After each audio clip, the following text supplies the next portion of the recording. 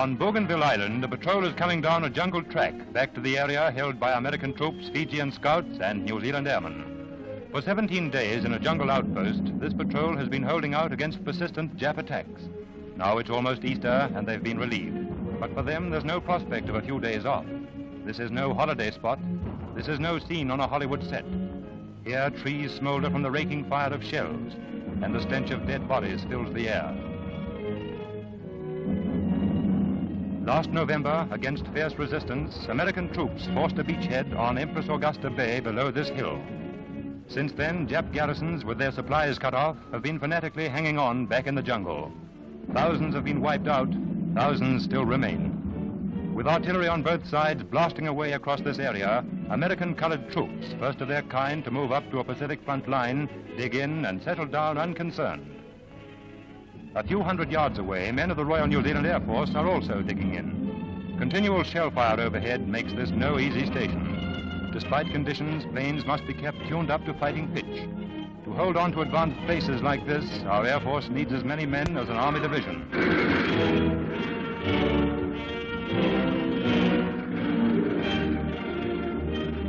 For safety's sake, every man turns to digging foxholes and filling sandbags. No man here is too proud to go to work on the end of a shovel. In control of land, sea, and air fighting on Bougainville is General Griswold. In consultation here, he plans fresh attacks. A battery goes into action as night approaches. Inside the gun post, men are busy. For them, one day or night is much the same as any other on Bougainville. It's just a matter of keeping on pounding away at Jap positions.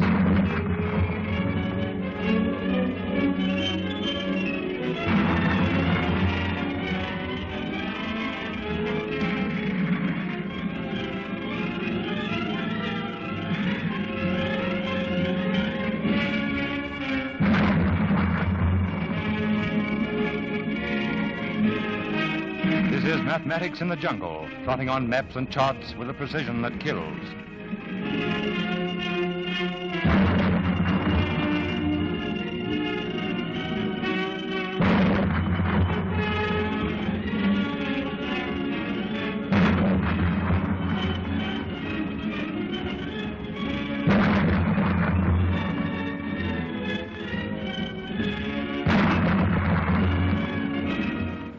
The morning after, an artillery barrage, 5,000 rounds, has smashed up a Jap infantry concentration on the banks of this river.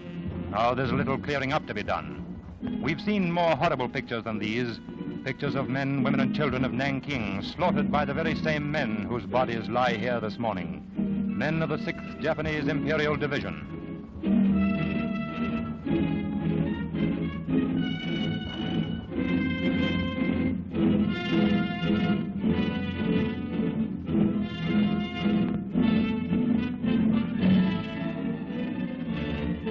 Strung out along the edge of the battle area are Fijians, Pacific Islanders who are supreme experts in the art of Pacific war.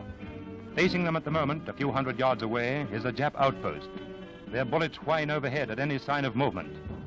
In charge of troop distribution here is a New Zealander, Lieutenant Colonel Upton of Auckland. Back of the perimeter, some of the Fijian boys are taking it easy, waiting for chow. These are the jungle fighters whose exploits have become legend throughout the Pacific. In 2 months on this island, they've lost only 1 man and killed 125 Japanese.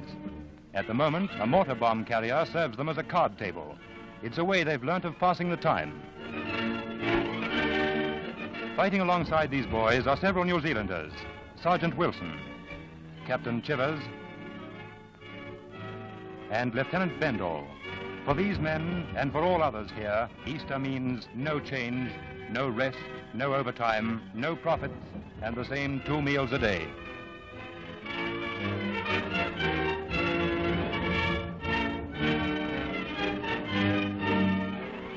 With others coming in from a patrol comes one badly wounded, a Fijian injured by a Jap grenade. American doctors are ready with temporary dressings, but he's in need of more urgent treatment, and they give him a blood transfusion on the spot. Blood serum from an American donor goes to save a Fijian ally. He is rapidly transferred to a waiting ambulance. All this is happening in a battle area with the enemy only a mile away.